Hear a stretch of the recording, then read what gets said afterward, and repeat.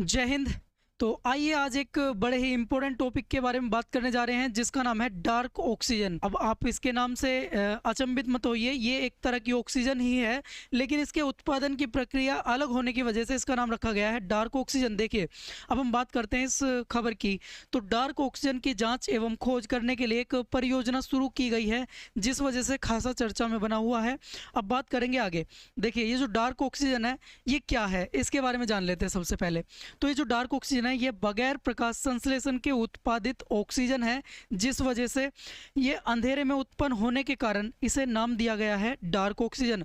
अब देखिए, आपको पता ही होगा कि जो ऑक्सीजन का उत्पादन है वो प्रकाश संश्लेषण की जो क्रिया है उसमें उससे होता है। अब ये जो प्रकाश संश्लेषण होता है, प्रकाश की उपस्थिति में जब कार्बन डाइऑक्साइड और पानी, कार्बन डाइऑक्साइड यानी CO2 और जल यानी पानी क्या करते हैं, अभिक्रिया करते हैं लाइट यानी प्रकाश की उपस्थिति में, तब क्या बनता है C6H12O6 यानी ग्लूकोज यानी कार्बोहाइड्रेट बनता है। तो इसी के साथ साथ बनती है ऑक्सीजन। तो ऑक्सीजन के निर्माण की प्रक्रिया ये है, लेकिन ये जो ऑक्सीजन है ये बिना प्रकाश संश्लेषण के हो रही है, जिस वजह से इसको रखा गया है इसका नाम डार्क ऑक्सीजन। चलिए बात करते हैं आगे। अब ये जो ऑक्सीजन है इसके बारे में अगर बात की जाए तो ये कहाँ पाई जाती है, तो ये जो पाई गई ये गहरे ऐसे स्थानों पर पाई गई जहाँ अत्यधिक दबाव और कम तापमान है। साथ में जो सूर्य का जो प्रकाश है, वो सूर्य की जो रोशनी है वो पहुँचती नहीं है, यानी पहुँचना उसका असंभव है, यानी अथाह गहराई पर। तो ये जो है यहाँ पर पाई गई, प्रशांत महासागर में उत्पादन हुआ इसका, इसके बारे में बात की गई है।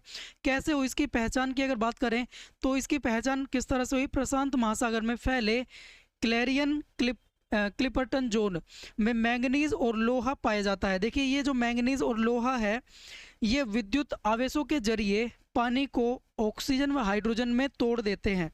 तो जो H2O है, H2O तो पानी में तो हाइड्रोजन और ऑक्सीजन दोनों होती है, दोनों के कॉम्बिनेशन से बनता है।